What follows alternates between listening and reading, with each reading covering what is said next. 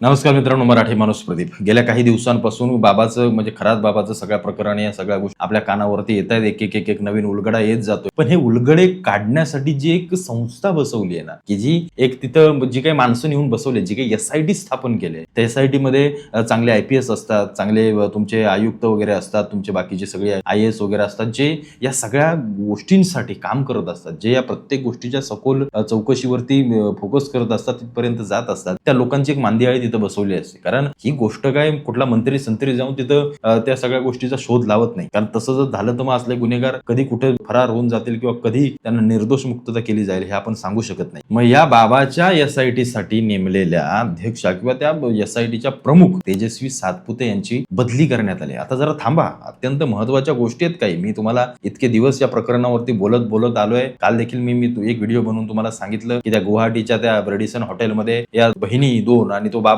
बघा काय योगायोग आहे. काल आपल्या रुपाली चाकणकरांनी सांगितलं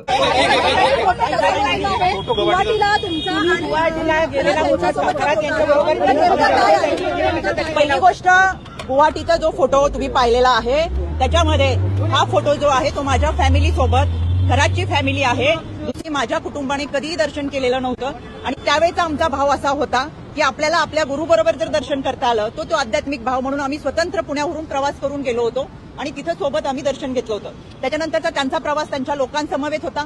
घरात अनेक लोकांबरोबर त्याच्या कुटुंबाबरोबर तिथे आलेला होता.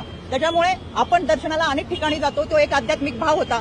17 तारखेला अरेस्ट केल्यानंतर लक्षात आलं की तो आरोपी आहे. तोपर्यंत खरं तर आपण पाहताय अनेक क्षेत्रातील अनेक मान्यवर हे त्याला गुरु मानत होते, दर्शनासाठी जात होते. तीच आमची भावना होती आणि एक प्रामाणिक श्रद्धा आम्ही ठेवली होती. त्याच्यामुळे साहजिक तो एक श्रद्धेचा भाग होता. बघा ना, म्हणजे काय चेहऱ्यावरचं हास्य आहे, काय तो चेहऱ्यावरचा कॉन्फिडन्स आहे की मी त्यातली नाहीच आहे, आम्ही फक्त गुरु मानत होतो. बरं ठीक आहे बाया, गुरु मानतं मान, आम्हाला काय त्याच्याशी घेणं देणं नाही. प्रत्येकाच्या आयुष्यात एकमेकांचा गुरु असतो. अरे पण गुरु असले कांड करत असेल आणि तुम्हाला माहितीच नाही, असं कसं होऊ शकतं? म्हणजे तुम्ही सतत त्याच्यासोबत राहताय, त्याच्यासोबत तुम्ही सगळ्या गोष्टी करताय, त्याचं एखादं ऑफिस आहे, तो ऑफिसमध्ये काय करतोय हे तुम्हाला शिष्याला माहितीच नाही.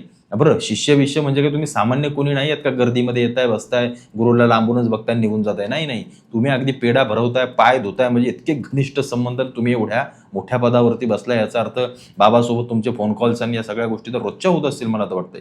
मग त्या रेडिसन हॉटेलमध्ये असा कसा योगायोग आला की अगदी या दोन बहिणी आणि बाबा आपले सगळे तिथे बरोबर फॅमिलीसोबत भेटले. म्हणजे त्यांना असं वाटतंय की आम्ही योगायोगाने तिथे गेलो सगळे गुरूंसोबत आणि भेटलो आणि या सगळ्या गोष्टी केल्या. बघा ना काय योगायोग आहे साला. ही माहिती बाहेर काढणाऱ्या तेजस्वी सातपुते असोत किंवा अजून ज्या त्यांच्या काही बँक खात्यांमध्ये जी काही नावं आणि या सगळ्या गोष्टी तुम्ही मागची बातमी ऐकली असेल ती असोत, किंवा ते लाखो लिटर पाण्याचा घोटाळा असोत, किंवा अशा असंख्य घोटाळ्यांची लिस्ट त्या बाबाच्या आडून काही राजकारण्यांनी केलेली, किंबहुना अनेक लोक स्तरावरचे अनेक लोक म्हणतात की रुपाली चाकणकरांनी अनेक घोटाळे त्या बाबाच्या आडून सगळ्या गोष्टी केलेल्या आहेत, किंवा बाबाने रुपाली चाकणकरांच्या खांद्यावर बंदूक ठेवून हे सगळ्या गोष्टी केलेल्या आहेत. त्या सगळ्या गोष्टी बाहेर काढणाऱ्या तेजस्वी सातपुते आता आहेत कुठे हे ऐकाल तर तुम्हाला धक्का बसेल. तर मी आता या तुम्हाला प्रकरणाचं थोडंसं एक संक्षिप्त रूपामध्ये गोष्ट सांगतो की पुढे नक्की काय होणार आहे. एक गोष्ट लक्षात ठेवा, या जर प्रकरणामध्ये रुपाली चाकणकर सोडून जर मंत्रिमंडळातले काही महत्वाचे बडे नेते जर सापडत असतील, कारण चंद्रकांत पाटील त्या बाबाचे पाय धरतानाचा फोटो आपल्याला दिसतोय की त्याच्यामध्ये चंद्रकांत पाटील अगदी पाया बिया पडतायत. आता पाया पडतायत म्हणजे मंत्री संत्री एवढी मोठी लोक ही जेव्हा एखाद्याच्या पाया पडतात तेव्हा निश्चित त्या माणसाचं नाव या सगळ्या लोकांमध्ये कुठे ना कुठेतरी झालेलं असतं, किंवा या मंत्र्यांना त्याच्यापर्यंत जाण्याची काहीतरी गरज लागते. याचा अर्थ तो कोणीतरी मोठा आहे, तो काही साधा कोणी माणूस नाहीये. मग जर असं असेल तर मग त्या सगळ्या प्रकरणात रुपाली चाकणकरांच्या बरोबर जर बाकीच्या नेत्यांची नावं असतील तर मग येणाऱ्या काळामध्ये बाबा बाहेर निघाला, एवढं लक्षात ठेवा. निघाला नाही ना बाहेर तरी तो बिनधास आतमध्ये बसून त्याला A1 क्लास सुविधा सगळ्या मिळतील, खाणं पिणं सगळं करायला. जेलमध्ये त्याचे 4-5 नोकर पोलिसांच्या वेशामध्ये पण ठेवले जातील, तुम्हाला घंटा काय कळणार पण नाही. आणि जर या प्रकरणामध्ये रुपाली चाकणकरांना अडकवायचंय, फक्त त्यांना कुठेतरी बाजूला करायचंय, आणि मग जर अशी कोणी शाळा केली असेल तर हे प्रकरण बाबाला घेऊन रुपाली चाकणकरांना घेऊन खाली बुडेल एवढं मात्र निश्चित. पण सध्या जे वारं ज्या प्रकारे वाहतंय ना त्या गोष्टी दोन बाजूला घेऊन जात आहेत, आणि त्या म्हणजे मिनिस्टर किंवा मंत्रिमंडळातले किंवा सत्ताधीशांमधले आमदार खासदार भाजपवाले असेल किंवा कोणी असो जे सत्तेमध्ये बसलेत, या लोकांची नावं असण्याची शक्यता वर्तवली जाते आणि ती मला देखील वाटते. कारण एवढे दिवस हे जे काय रेंगळवलं जात आहे ना, या सगळ्या गोष्टी बरोबर अगदी कुठे ना कुठेतरी या प्रकरणाला नेऊन फुलस्टॉप करून शांत थंड करून टाकणार आहेत. मग या SIT वरती काम करणाऱ्या तेजस्वी सातपुतेंना पुण्याच्या गुन्हे शाखेचे आयुक्त कशासाठी म्हणून केलंय बरं? त्या तिकडे गेलेत पुण्यामध्ये, ठीक आहे, SITच्या अध्यक्ष त्या असतील किंवा SIT मध्ये ते अजूनही काम करत असतील किंवा त्यांना तो पदभार दिला असेल किंवा अजूनही तिथून हटवलं नसेल, पण एक गोष्ट लक्षात घ्या, एखाद्या माणसाची जेव्हा उचलबांगडी केली जाते तेव्हा त्याच्या मागं काय नक्की लॉजिक आहे हे देखील कळणं फार महत्वाचं आहे. जर त्यांना SIT मधून बाजूला केलं, जर त्यांना त्या सगळ्या शोध मोहिमेतून बाजूला केलं आणि दुसरा कोणीतरी यांच्या मताचा किंवा यांच्या मनावरती चालणारा जर व्यक्ती तिथं आणून ठेवला, तर बाबाचे असे किती कान झाकले जातील तुम्हाला कळणार देखील नाहीत. किंबहुना रुपाली चाकणकर निर्दोषी बाहेर निघतील आणि मग बाहेर निघाल्यानंतर जे लोक रुपाली चाकणकरांवरची आक्षेपाने या गोष्टी करत होते त्यांना मग ते हाताशी धरायला चालू करतील. पण या सगळ्या गोष्टीतून एकच गोष्ट समोर येते की जनतेला मूर्ख ठरवलं जात आहे. आपण सपशेल मूर्ख आहोत. एखादा बाबा उभा राहतो काय या राजकारण्यांच्या नादाने, त्याला सगळ्या गोष्टी मिळतात काय, मोठा होतो काय, तो काहीही करो, त्याच्यानंतर बाहेर आल्यानंतर सत्तेतला एखादा माणूस जर यांच्या सोबत असेल तर मग हे निर्दोष मुक्त होऊ शकतात आणि आम्ही सामान्य लोक फक्त न्यायाची प्रतीक्षा करत बसायचं.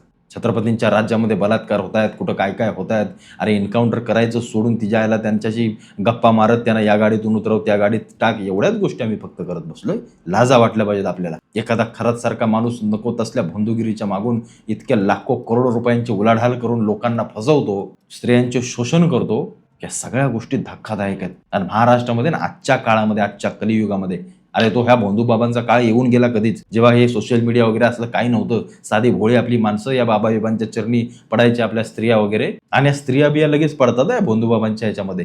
त्यांना लगेच आठवत, त्यांचे प्रत्येकीचे वेगवेगळे महाराज असतात. हे आमचे महाराज, ते आमचे महाराज, या बायांना जास्त ही भावना आणि या सगळ्या गोष्टी असतात आणि ही लोक बरोबर त्या गोष्टीला पकडतात. आणि मग जे काही पुढे शोषण होतं, या सगळ्या गोष्टी होतात. पूर्वीच्या काळामध्ये या सगळ्या गोष्टी दडपल्या जायच्या, स्त्रियांना मारलं जायचं. आजच्या काळामध्ये सगळं बाहेर निघतंय आणि बाहेर निघतं जेव्हा अशी मोठी लोक या सगळ्या प्रकरणामध्ये गुंततात, तेव्हा हे प्रकरण दाबण्याचा प्रयत्न केला जातो. याच्यासारखं दुर्दैव नाही आहे कुठलं. आणि खरातला जर दाबण्याचा प्रयत्न केला ना, तर येणाऱ्या निवडणुकीमध्ये या सगळ्यांना कसं उलथवायचं, या सगळ्या गोष्टी करण्यासाठी सामान्य माणूस आहे, निश्चित आहे. आणि आम्ही ते सामान्य माणसाच्या कानावरती त्यावेळेला निश्चित टाकू की हे असं घडलं होतं, विसरू नका मतदान करताना, आणि ते बरोबर मतदानाच्या दिवशी टाकू.